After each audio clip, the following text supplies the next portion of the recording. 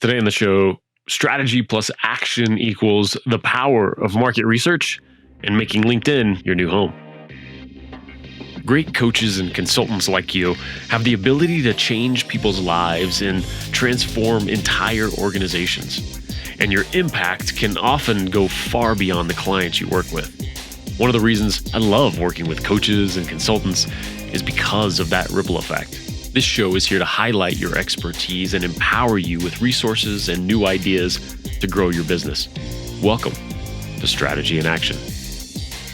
I'm so excited to bring this episode to you. Andrew McKinney is on today, and we just had a phenomenal conversation around this really important and yet often overlooked topic of market research, and really leads into overall customer experience and everything, and how there's really no excuse anymore, no matter how small or giant your company is. It's such an integral part of understanding what that either prospect or customer thinks about your brand, your offer, what you're thinking about offering. It's such a critical aspect to business, and especially in beginning days of starting up a company, it's something that's very often overlooked, and it's easier than ever to actually do well at this. Another area we dig into deep is LinkedIn. Andrew has been on the platform for quite a while, has a huge following, and this past year especially has really experimented on what's working and what's not. And, besides, some individual tactics and, oh, that's great, this works, and this is helpful with the algorithm, what's really important is the mindset that he's seen, is really working on LinkedIn. And by working, I mean, certainly there's a numbers aspect, right? On getting seen and getting your posts seen and some interactions there, but also what's working in terms of how to really connect with other folks on the platform. So we dig into all of this and more. I hope you enjoy it. Let's jump in. Welcome to Strategy in Action. Andrew McKinney, how is it going, sir? How's it going, Jason? Happy to be here. Happy Friday. Happy Friday indeed. This is great. It's so funny. We've been connected, for I don't know how many years now, since my Dallas days and all of that. And it's one of those like, man, we need to meet and have a conversation here. We need to dig into some juicy content. And I was checking out content from you on LinkedIn and really prompted this episode. So I'm glad you jumped in here. Hey, absolutely. I've actually been following you, funny enough, since 2016 on LinkedIn. So we connected passively all those years back. And what happened was the last 2 or 3 years, I think you've interacted with some mutual buddies and friends. Jake Jordan was one of those that I saw that you recently had on the podcast. And ultimately, one of the favorite things that I saw that you did was you used to do the podcast where you would do the driving the car, like that series that you were doing. And I think you were interviewing maybe Craig Lewis or something like that. Craig Lewis. I might be totally getting this wrong. Yeah. Yes, from Gigwage. And so Craig and I kind of go way back before he started Gigwage, like when he just started. And from that moment on, I saw the interview with you and him. I think you guys were in downtown Dallas. Yeah, driving around. Yeah. Yeah, I've been following you ever since that episode. So, man, I appreciate that.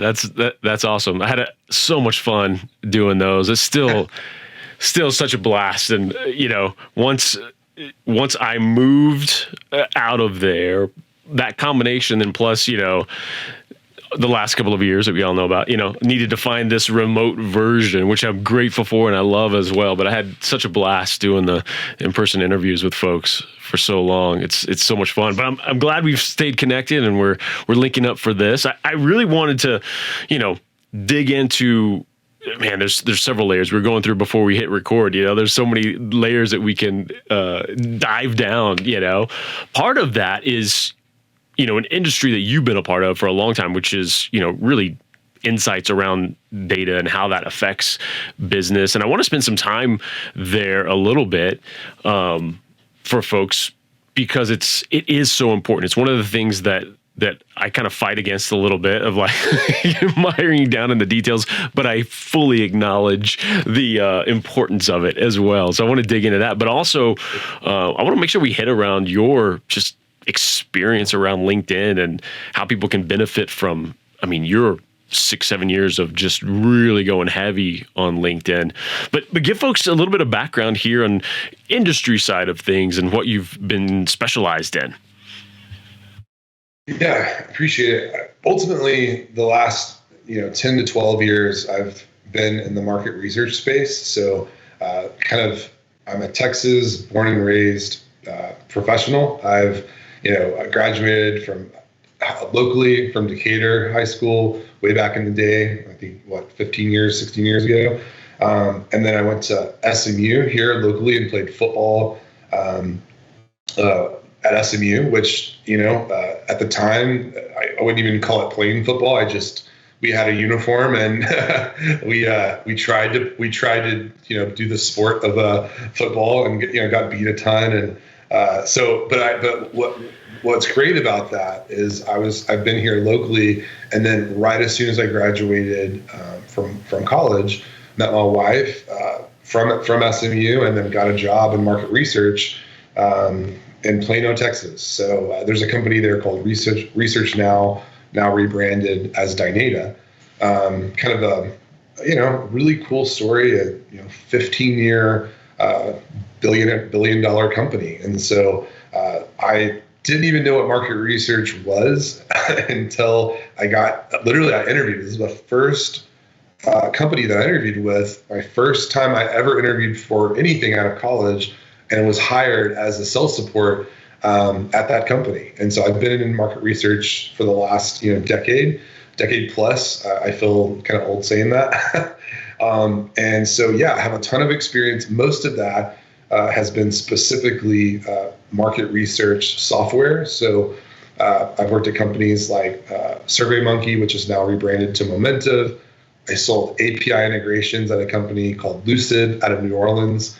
And so very tech heavy research solutions, but excited to talk to you more about it. And, I think we've connected about kind of what we're going to talk about on the podcast. And I think, for me, would love to, have a conversation just any way I can help blend, market research and what I've seen the past decade, just generally. And then also, how that relates to LinkedIn, social influence, converting leads. I think that those are probably the two most actionable ways I can, be of service to your listeners and to you. So currently, I know that was a long intro, but currently I'm at a company called the Insights Association. So it's a company out of Washington, D.C. It's a nonprofit, staff of around 12, 13 people. But we service over 4,000 different companies in the U.S. And so it's a membership-based organization, and it's something that has a really great deal of influence in the market research space. So I've been here, worked at SurveyMonkey, Momentive the year before, had about a year stint there, and I'm just hit that year mark this month at the Insights Association. So. That's great. Talk to me about, just to give some people some geography around the subject at all. Like why does it even matter? Why are these companies and these huge companies really so invested in market research, getting this data in before they make moves or while they're making moves? What's the significance there? Yeah. So at the most basic level, I've always interacted with data and market research on the sell side. So what that meant for me was a company that was providing the data, like a service company, and then an end client, which, just name your biggest CPG companies, Frito-Lay, financial services companies like UBS, E-Trade, e-commerce. E-Trade was one of my clients. And what those companies generally want is They want to gather data, and that might be in person, that might be over phone, and especially what I was involved in, which is over online surveys. You might get a survey, CSAT survey, so customer service interaction from going to your local Taco Bell, and hey, how was that experience? So it's a blend of data collection. It's also a blend of customer service and customer experience interactions.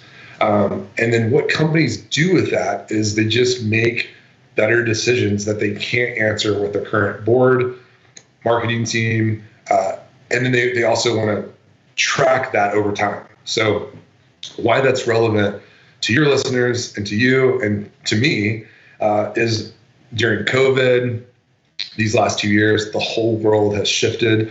I hate to even bring up COVID because we're so exhausted to hear about it, but the truth of it is, it just reinforced the need for data to help educate companies, leaders of what's the best way to go from here. And if you don't have any data on anything, you're operating off your gut level, your emotions. Many people are super successful doing that. I had a conversation with a company, Monster, at one point in my career, the last couple of years, and I think I don't even know how many billion of dollars of revenue they do, but for me, one of the market research guys was just like, hey, we listen to our feedback ourselves, from a Monster brand. Like, I'm drinking Rockstar Energy right now.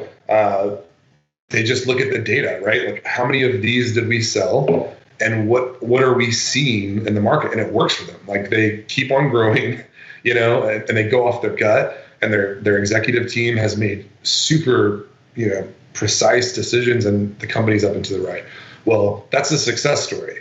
The other side of it is companies that right now, I've never seen more, people and companies that are even tech forward have to lay people off and, made decisions 6, 8, 12 months ago, up to 2 years, where it was the wrong decision because they didn't have enough data. So I look at it as a way to make better business decisions. And I also look at it as a way to not fly blind, right?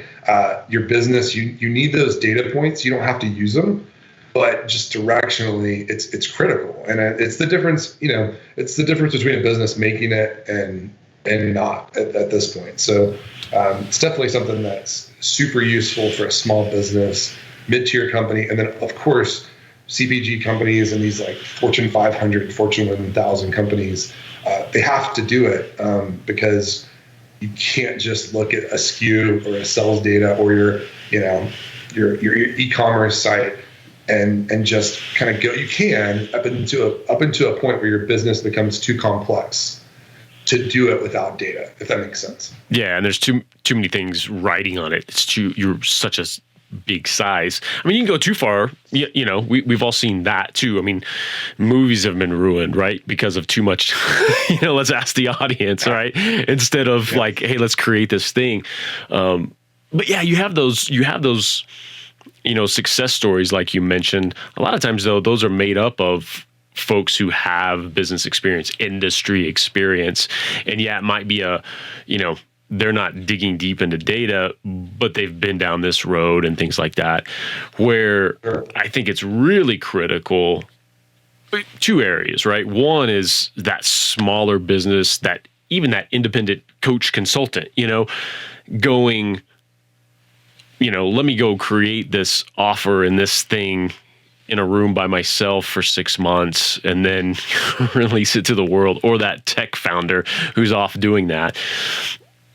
That's where you get hurt so much, when you could have had a few conversations. Research could be as simple as that, asking your ideal client, Absolutely. Going out there, making that offer before you even have it ready, right? And say, hey, do I have any buyers yet? Figuring that out, because, lean startup wise, I guess.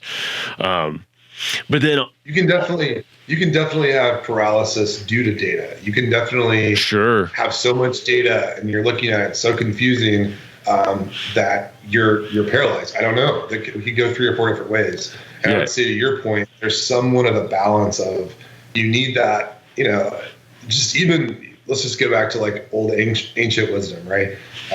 2 to 3 mentors. There's a lot of value in the wisdom of counsel, right?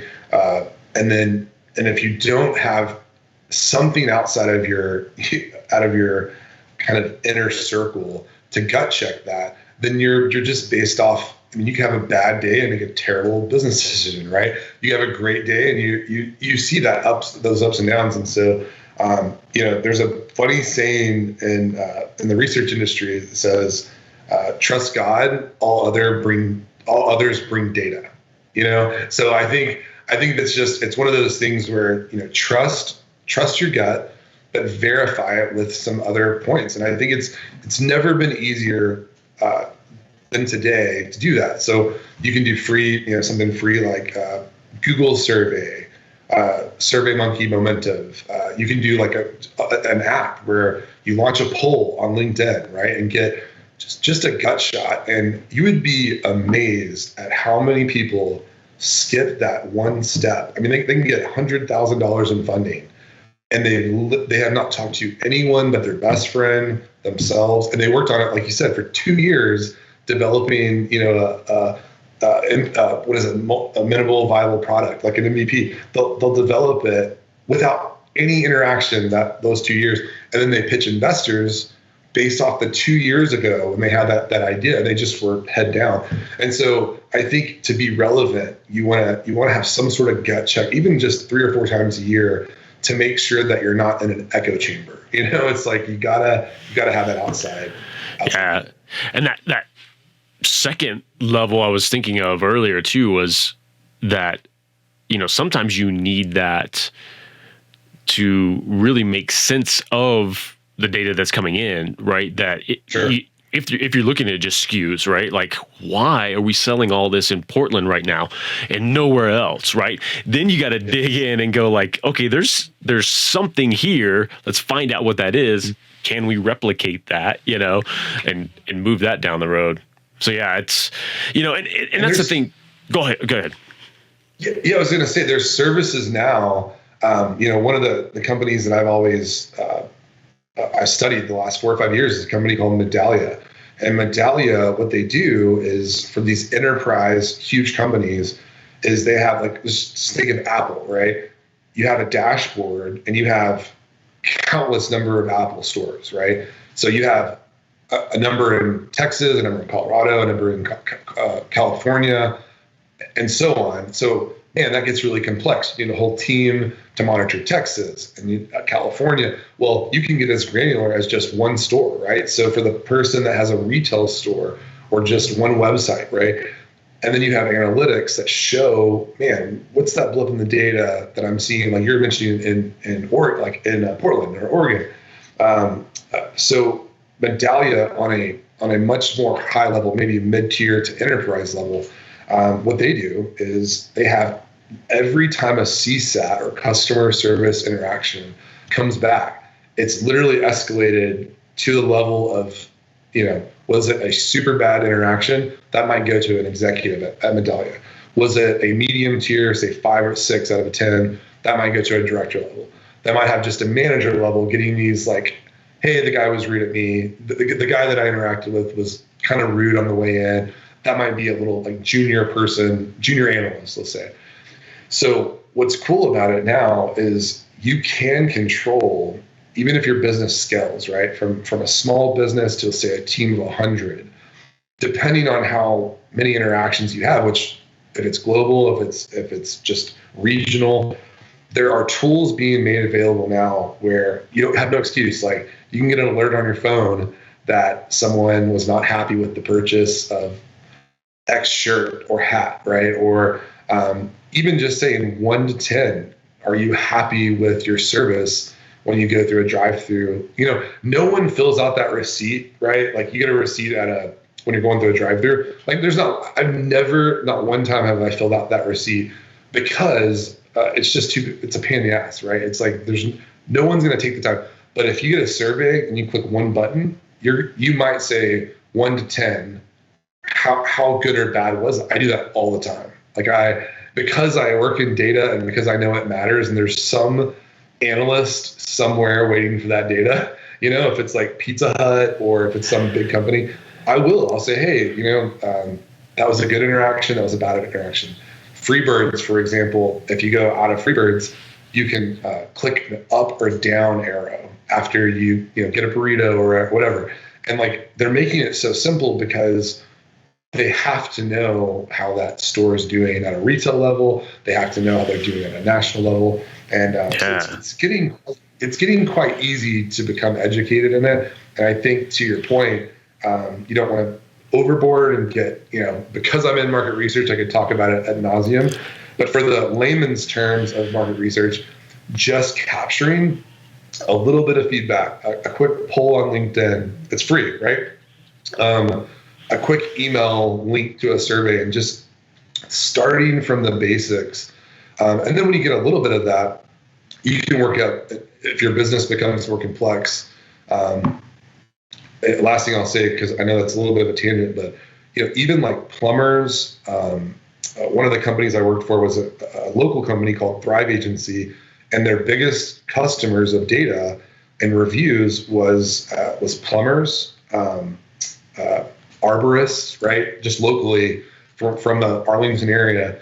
And you would not believe how much time people spend reviewing their interactions, right? So the plumber, was he nice? Was he on time, right?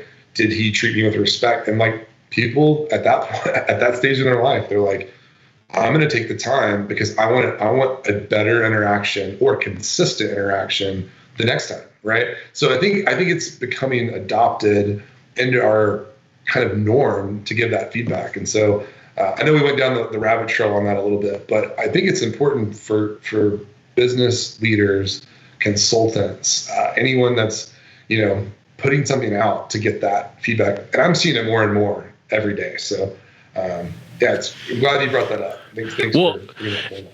And you brought a great point, which is there's no excuses anymore, right? For even the independent freelancer, right? There's no excuses not to gather that data. It's so easy to do.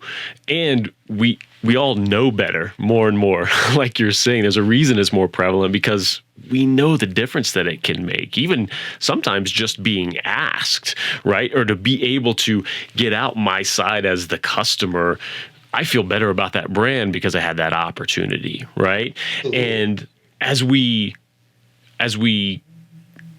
our reach becomes more global, well, our need for that, certainly feedback, but also that market research when it comes to new areas and new places. Like if I want to, I can sell t-shirts around the globe like that. Well, wouldn't it be smart if I did a little bit of research on a country I've never been to before and what might make a difference in that area or this little pocket? I mean, I think this aspect of things, of market research, feedback, customer service and stuff, isn't growing as fast as our reach has grown. And so now it's a little bit of time of catch up. Yeah, I'll say it's not necessarily an issue of laziness, like brand laziness. I think it's a prioritization, right? Because the truth of it is like the third world countries per se, but the people that are a little like globally, the countries that you would look at and you would say maybe they're a little bit behind in technology, or it's the opposite. They're actually the scrappiest. They're using every free tool available. They're using Fiverr to get everything done. The research. I mean, it's the opposite. That anything that you can do and leverage on the internet, they're doing that first, right? And they're making way more. I just find that in the East in general, working with companies, really sophisticated companies out of Saudi Arabia, all of Europe. But then there's like Africa. Right, working with companies in Africa and Southeast Asia, those countries are oftentimes doing more than some of the brands that we have here locally. And I'll tell you why. Because they understand that they're going to research you. They're going to know your brand probably as good as you. You would be surprised how well people research brands, interactions, companies, even if it's a T-shirt, right? People they have so much data before they get to you, and so it's kind of on the brand itself and how you control that to make the best experience. And everything's moving towards customer experience. Everything is moving towards, I want the same amazing experience buying a T-shirt, buying a hat. Like I'll spend $40 for this hat because of the experience that North Face gives me on their webpage, the experience that they do on their marketing campaign follow-ups. They're thoughtful, right? Like they're not going to put out some junk follow-up that's, kind of kitschy, and, they're going to be super thoughtful. It's going to be an amazing, elegant experience. And I was telling my wife the other day that, just an example for this hat, I bought this hat. I will buy this. This is the most comfortable hat because they put so much thought and effort into it. And of course I'll pay a premium. Like you can buy a $5 hat from Walmart, right? And people do. Or you can really look out and, based off that, your brand preference, the experience you get on the website, and then what are they going to do for customers? This is a little bit of a soapbox for me, because what are you going to do for customers that actually don't buy from you? Like they might be cooking up, a purchase in the next 2 years. How are you going to treat those people that said no? Are you going to try to woo them back? Are you going to do anything proactively to say, like, hey, on your way out, like I'm going to leave you with a world-class experience? Because at some point they'll call you when they're ready. Like the brands that are winning and scrappy right now are those brands that are like, hey, I'm like, Soul Motors comes to mind. You're going to be a customer for life. And if you say no to me, you're going to get the best world-class experience on the way out, just as you did on the way in. And it's, of course, someone, when they're ready to pay premium, they're going to come back and say, hey, I'm ready now. So that's kind of how my mind's been thinking about it. And I think I've developed more of a passion for customer experience because it affects me. Like one bad experience can send you to a tailspin the rest of the day. One good experience you might talk about for the next 2 years. The story is so powerful. So and it's one of those things. You hit a vein with me on that one. No, it's great too, and it's such. I hope everyone like grabs onto that really well too, because it's something that is so missed. That like how much do we spend in money, time, attention to get that person all the way to the 10-yard line, and to think that, oh, well, they abandoned their cart. They put something in your cart. They care that much in this day and age? Yes, now it's just icing and gravy and almost free to stay in touch with them, to send those emails, to give them some value, to remind them, hey, did you forget something in your cart? You do that a couple times. After that, then, oh, hey, here's this thing. You loved this. You might like that. I mean, and it sounds so basic when we hear it because like, oh yeah, that makes it. But so many businesses, I've seen big ones too, that just don't do it. And I'm waiting for the follow-up when I leave my cart. And I'm waiting and it doesn't happen. And I'm blown away. Yeah. And I will say this, that it's not going back to my point, it's not a lazy thing. It's a time management thing because everyone is so busy, and they are. Well, like, and an intention thing too, I think. Yeah. Oh, say it one more time. I would say an intention thing too, like from a high level intention, a lot of these decisions get made or not made from there. Yes. And so what happens too is you're mentioning like intentionality, right? People have good plans, and people hire fantastic $400 or $500 consultants to make those plans with you, right? There's these brands, Accenture, there's these huge consulting companies. They pay $500, $600, $700 an hour. Companies will hire them to give advice. Well, that's not really the problem. The problem is, are you going to implement the advice that's given, right? And so let's boil that back down to small business and mid-tier businesses. It's not that people don't care about your brand. It's not that they don't like your shirt. They don't like your product. They don't like. It's, are you going to be patient enough for that person to warm up, right? And that's the long game approach. And I think in the sales department, sometimes I get a little bit like sales. The word sales is a little bit ad nauseum just because I've heard it so much. It's so attached to the used car salesperson, like that. Just the word it carries so much weight. But in sales, just say it. It takes 7 to 9 interactions. Like, look at the data. 7 to 9 interactions to convert. Okay. Well, everyone kind of knows that. If you're a CEO, if you're a small business owner, you get it, right? It's like, hey, this is going to take some time. But the truth of it is when you get tired or you over implement or you have so much complexity to what you're doing, you have kiddos, like just the pressures of life. And then what happens is people take their brand interactions personally, right? So like you look at your metrics for the day and you're like, why are we losing 50 and 60% of cart purchases on the way out? Like, what's going on? Like we're working so hard to convert. We've spent so much money, and they just, quite frankly, they just get pissed, right? But if you really slow back down and you're patient, the customer is as busy, stressed.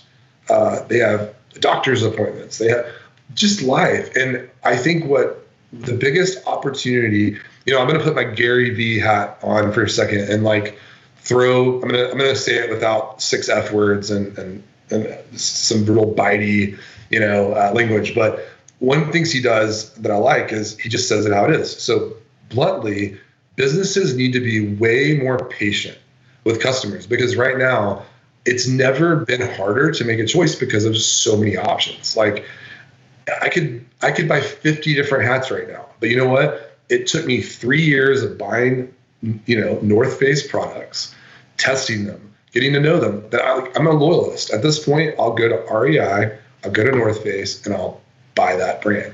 So what did brands do during those 3 years, right, that I made that decision? Well, they spammed me, they advertised to me, right? There's all this noise coming at you. And I just think if brands can be patient and diligent and then implement the things that matter, and look, if you do market research, you're not going to use all the data. You're just not. There might be 4 things that come out of it, and everyone gets real jazzed up. Like, oh my gosh, we're going to implement these 4 things. It's going to be incredible. Well, you know what's going to really happen? One of those things is going to matter. The other 3 is not going to matter. And by the time you implement the one thing, those other 3 things are not relevant anyway, right? Because data is coming at you so fast. And so I just think less is more oftentimes, right? And I think these brands have such an opportunity if they can exercise patience, because, like I mentioned, there's so many companies that are shutting down right now. I mean, look at LinkedIn. It's like doom scrolling, right? People are losing their jobs, and it's because they either didn't make a decision fast enough, or they were, paralyzed with the data and didn't make it, or didn't make a decision fast enough, or they made hasty decisions 2 years ago. And unfortunately, because the economy, right? The economy, they made decisions. But the truth of it is, there was some sort of indicator, there was some sort of product change. There is ways not to lay people off, but if you don't do it quick enough at that big level, the omni-channel, then you see 9,000 layoffs at Netflix and Elon Musk cutting 10% of Tesla, and like those are little blips in the data. So exercise the lean data approach of being a small business, right? It's way better that you had to lay off 1 person than 1,000, right? Use that mobility to do something different, right? And so I look at it, because I work with those big brands.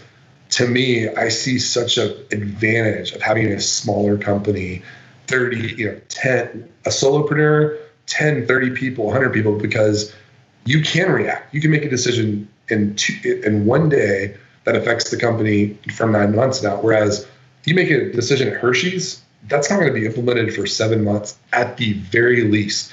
And oh, by the way, it'll probably be wrong because it took 7 months to make that decision. So that's just kind of my view on like customer interaction, market research, and honestly, the chance for brands to win right now in this economy. That's great. I love it. And you mentioned LinkedIn there. I want to make sure we hit this because this is an area that, you've really been purposeful about. Is growing your presence there on LinkedIn, connecting with people, and recognizing that it's such a powerful tool, right? You mentioned the free polls you can put out. I mean, all these things that are just at our fingertips. And talk to us a little bit about that decision to kind of go all in specifically on LinkedIn and how that's kind of grown over the last several years. Yeah. So funny story, and I'll keep it concise, is there's a guy named John. His name is John Mazzola, and he worked at the company that I came out with. It was Dynata right out of college. And we were all, so I didn't smoke at the time, but everyone went out and took smoke breaks together.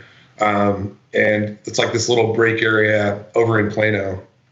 And about 10 or 15 people at any time, it was a big company, so about 10 or 15 people at any time was taking a smoke break, right? So it was your opportunity, smoker or non-smoker, to go out and take a break. And I'm sitting out there, and John's like definitely a New Yorker, right? He's very he's just blunt and to the point, very thick, like Jersey accent. I think he has 5 kids, and this is like 10 years ago, 9 or 10 years ago, mind you. And he looks at me one day, smoking a cigarette, drinking a Red Bull, and just like literally in passing, he's like, "Hey man, Andrew, you like social networks, right?" And I was like, "Yeah, John, I like it." He's like, "Man, you need to check out LinkedIn. You'd love that shit." That's what he told me. And I said, "Okay." I said, "John, I trust you, man." He was a very talented analyst.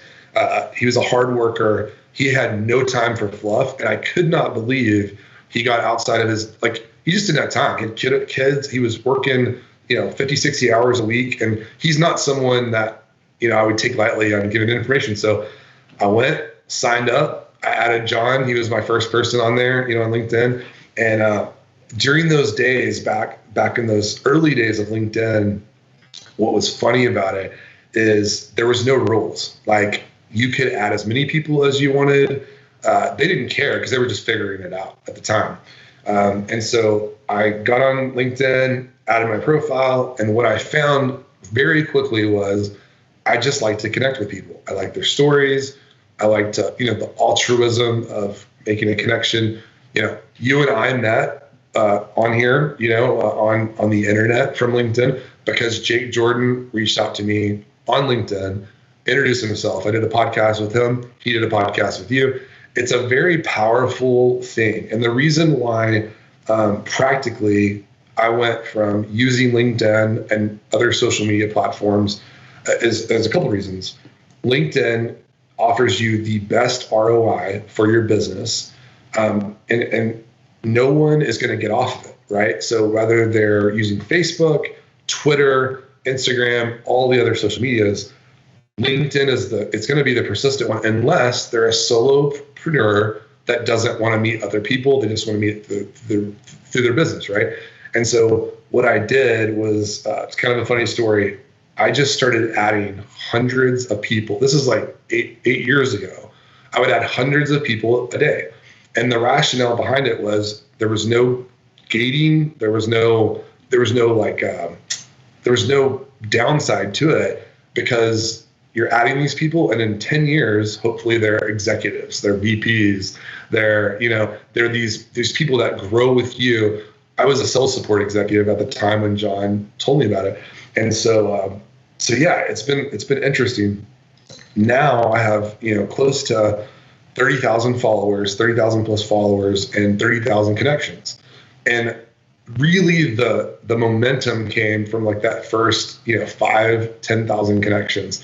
And I would add about 200 people a day, and I did it every day for almost a year. And so it was first just having those connections. And then secondly, I started realizing that the algorithms are going to favor virality, right? Like it's based on an experience. It's based on the work, right? You get a new job, everyone rallies around it. And so I started using some of the, like, just short little funny quotes, funny messages, and started posting more. And then I really kind of like saw the value because people responded really well. So I did one post about empathy, and I used a Simon Sinek. I love Simon Sinek, love his teaching on leadership. I watched his teaching about empathy. So I took that.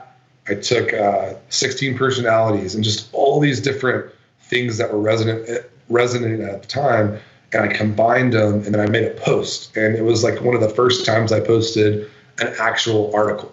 So posted the article, and it ended up getting 550 shares. It got 30,000 views. And it was like the first time I experienced going viral, right? And so since that time, I just kind of got hooked on what works and what doesn't work on LinkedIn. And so I love connecting people. I love content. I love studying it. Now, I will say the downside is LinkedIn is changing more now than it ever has, right? So if anyone uses it, posts on it, you'll see a business and a business leader that's doing the most amazing things. Their content is on point. Their LinkedIn profile is on point, and the algorithm is just not respecting it, right? And it's like, why am I not getting any views? And why is this amazing, C-suite of Accenture getting 5 views? Some business owner that has thousands and thousands of customers, and they're getting 5 likes and 2 comments. And so what I've noticed is, as LinkedIn has matured, it's gated almost everything. And so I've been on a quest the last couple of years, just to be honest with you, is throw out what I knew for those first 5 years and everything that worked. And I've scrapped all the content. So I just went back to bare bones. I deleted all the viral things that I had. And I've just been, the last year and a half posting and seeing what works. A/B testing, right? Post something. If it gets, 5,000-6,000 views, sometimes I'll delete it, post something else, and I'm just testing. And so what I would encourage anyone that's watching this that wants more business leads, just know this: LinkedIn is very, it's just like Google, right? It's like they make changes to the algorithm often.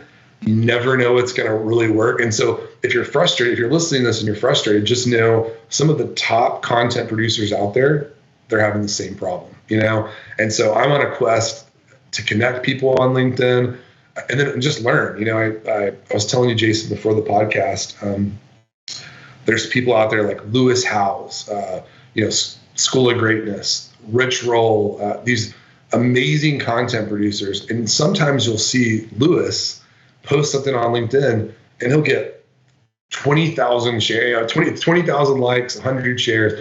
Other times you'll see him post and there'll be like 80 likes, for someone that has, I think it's 2 million followers. So I'm just on a quest these last couple years to make LinkedIn what it should be: helping others, help other people find jobs, right? Posting, and your friends like Jason, if you need your podcast promoted by someone, hit me up, right? If you need a job. Someone's looking for a job, tag that person.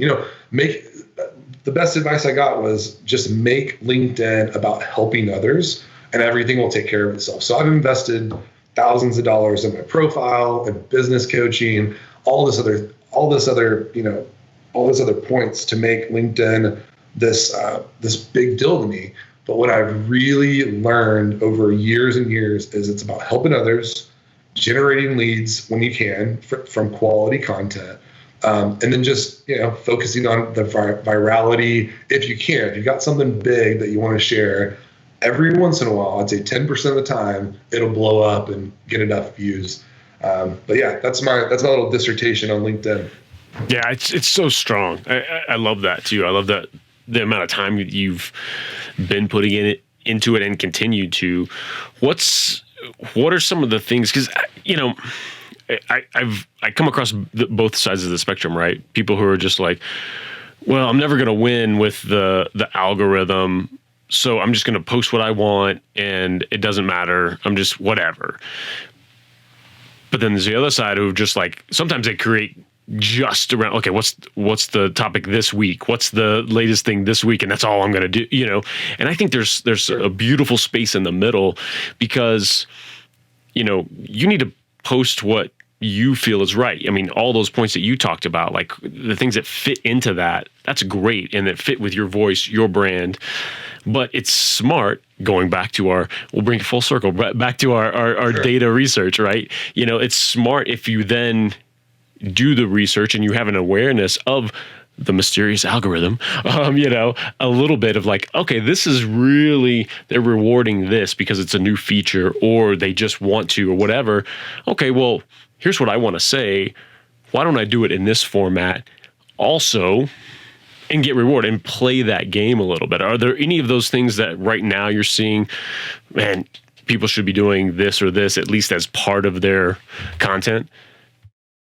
Yeah, so the biggest thing that LinkedIn is rewarding right now is twofold. So one is the polls. Like right now, and for the last year, ad nauseum, polls are paying off, right? So if I post a poll, even if it's the least engaged poll, I'll get minimum 5,000 to 6,000 views on a poll.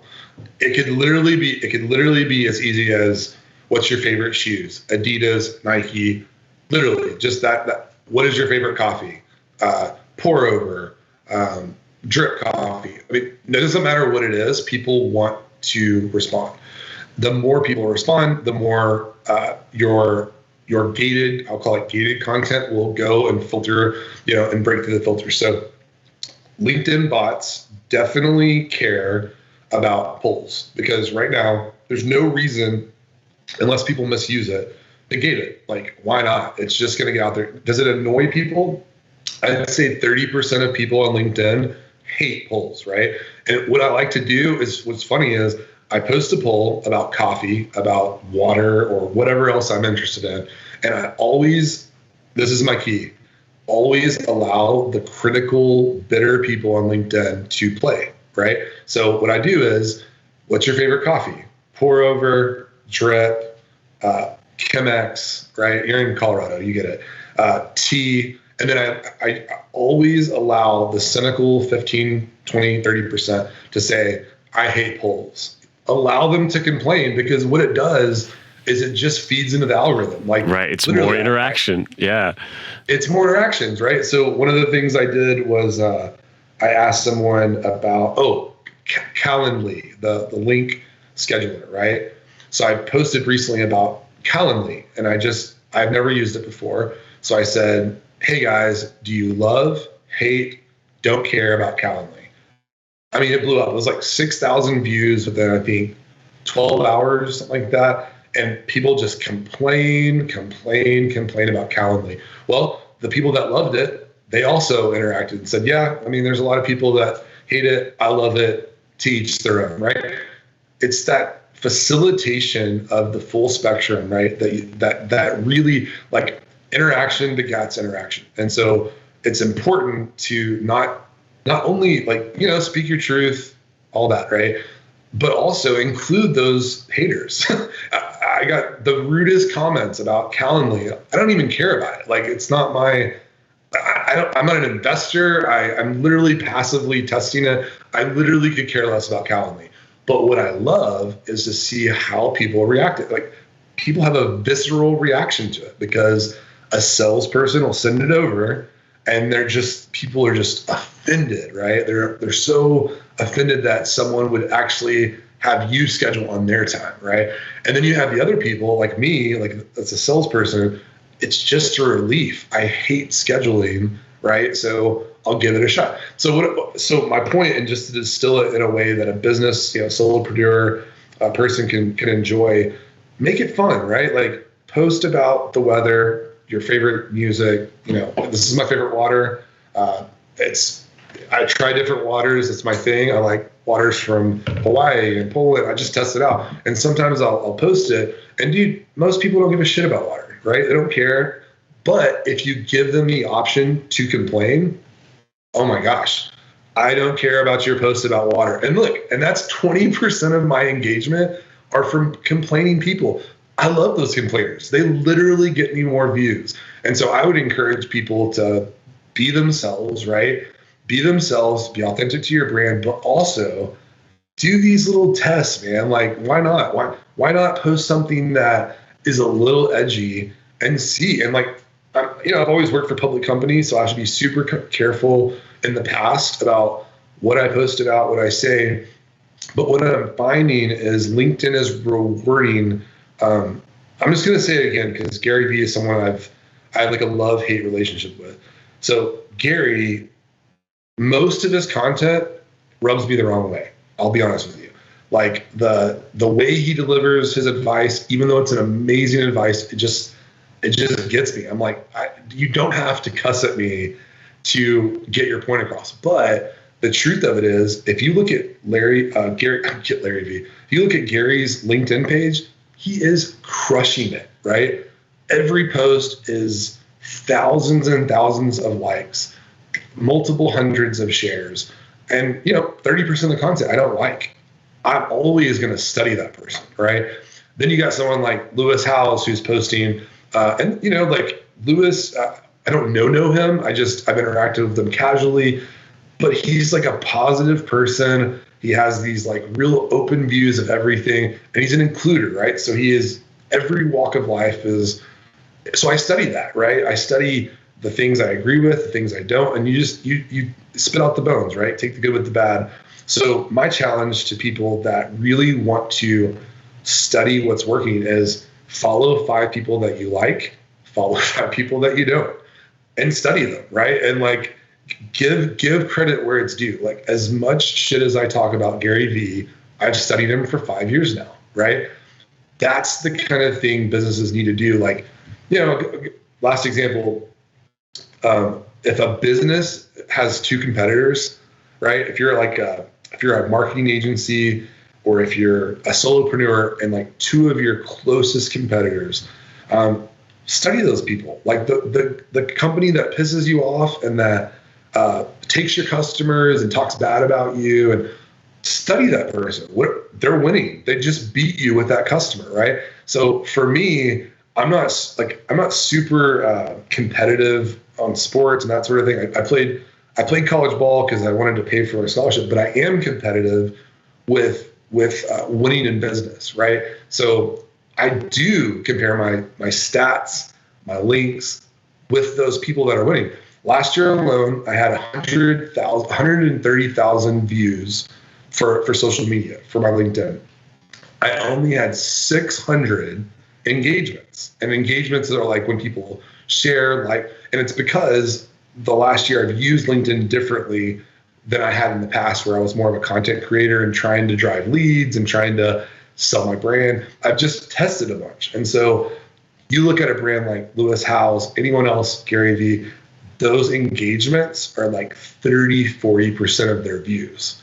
So my gap in my mind is like, hey, until I'm getting 30% engagement versus like 2%, then I'm losing, right? I'm losing until you get that sort of, so you got to find your sweet spot. And then the last thing I'll say is, don't edit yourself so much as a brand. It's so PC right now. Everyone's scared of saying something to piss off this group or that group. Everyone's trying to talk about politics and stuff. Just focus on your brand, but don't be so edited that you feel like polished. Some people are so polished that they're out of touch. And I'm just really liking these brands that are just saying it, man. They'll just say what they're saying. And then people, you find your crowd, you find your tribe, right? You find your brands that you associate with. And so sometimes I'm noticing like these stock posts on LinkedIn that were so overthought. It's like, man, that's not, I've talked to you last week. Like, you don't talk like that, right. I think that's what I'm seeing. So yeah, it's so watered down and just flat and beige. And you're just like, Why did you waste the energy and waste my time and you're just filling the feed? Like that's all it's painful. Yeah.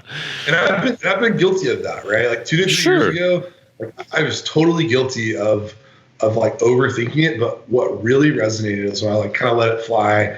I had one of my colleagues reach out and say, he's in the industry and he's now like a business, business leader, president. He's like, man, like, dude, you just post whatever. I'm like, that's what's working. Like I will just post what's on my mind and that's what's working. And so I've seen a lot of people emulate some of the things that I've done. I've had a couple people do the early hacks that I did. Like one of my friends has 30,000 connections, same as me. And he outperforms my LinkedIn times 3. Every one of his posts do something like 150 to 350 likes, almost every one of them. And so something I'm doing is working. And when people get a hold of it, they're seeing the results. So definitely, reach out to me, please, if you have questions about LinkedIn. And, Jason, like I'm here as a resource if your listeners or yourself ever have a question. I don't always have the answer, but I probably can find someone who knows it. And, I hope that was helpful. I know it was a little bit long-winded, but I hope it was helpful. Oh, absolutely. It's huge. I'm definitely coming to you for more juicy tidbits and advice on the LinkedIn side. Because like you, that's like what as far as social media, that's the home, right? Like that's the home base. It just makes so much sense there. I really appreciate you being on and sharing all of that. It's so strong. And again, there's always like little, tips and tricks kind of thing, but way more important is that mindset and that approach. And that's what I loved getting from you is that, here's why I'm on LinkedIn. Here's the overall thing. Here's how to approach it. As well as I hope we instilled some love of market researching and taking in some of that data for business owners out there. So I'm assuming your call to action for folks is to connect with you on LinkedIn. Yeah. So LinkedIn, I'd love to, I don't know if you share a link or whatever. It's basically my home is linkedin.com/Andrew Joseph McKinney. It's just my full name. So for all those identity hackers out there, that's literally my full name. It's easy to find me. But that's my favorite way to interact on the business side. And quite frankly, I'm so used to it. It's almost my way to interact on the personal side because I'm connected to all my friends. And sometimes it's funny. I'll tell you just a quick funny story is sometimes business leaders are like, look, just call me, just text me, because to me, it's my home, right? I do have a Facebook that's, that my wife owns basically. But other than that, I'm not really on social media. And, 2 reasons I do that, honestly, is I'm a married man. It's not the best place to be. Instagram, Twitter, if you're married. If you're not, it's a great place to be. So that's one reason I kind of stay home on LinkedIn in general. And then the second thing is some people have preferences on the way they communicate. But for me, it's like a great hub. Like, Jason, you and I connected 4 years later through here, and then we got here to the podcast. And so I think, people can definitely use it that way. And then in general too, be creative. And I'd love to help people, even just if you send me like a scenario, just pro bono, I just like to help. And so shoot me a DM, shoot me a LinkedIn, premium if we're not connected. Follow me because I'm not right now accepting any other connections just because like the stupid limit thing they do on LinkedIn where they cap out your connections. But I'm really responsive to comments. And also, Jason, please let me know how I can help you and your listeners and connect. If there's somebody that you're trying to get to, that's like who's just humor me a little bit. Who is someone that you really like to top 2 people that you would like to, have on the podcast, or give me a little challenge on the way out? Because I'd love to try to connect them. Man, I wish I had a good answer here for that. So I love Lewis Howes for sure. Love Tim Ferriss. Okay. Love Tim. All those folks. So going into that frame. So you got your Tim Ferriss, you got your Joe Rogans, Sure. Right. And then you've got your like kind of right there below, which is like the Lewis Howes, Gary Vee, and all those podcasters. If there's any of those guys, this is my favorite thing to do. Challenge me, to try to get someone on your podcast that would be like unimaginable. And I thrive on that kind of stuff. That challenge to me, to get like a Joe Rogan or to get someone just unattainable, at least a response in a relationship, please, by all means, because I want to know your podcast and I want to help out. I'm super grateful that you had me on. So I appreciate that. I'll do it. I'll find that right challenge, and then I'll give you when all of you see this in a month from now, and I've got somebody on my show, they're like, "How did he get that?" Andrew will have that credit. It'll be give me a shot. Thanks so much, Jim. Awesome. Thank you all, and we'll see you next time. Thanks so much for tuning in and being a part of this show. If you want help creating authority building video content or even a client generating show of your own, go to MediaLeadsCo.com and let's connect. I'll talk to you soon on the next Strategy in Action.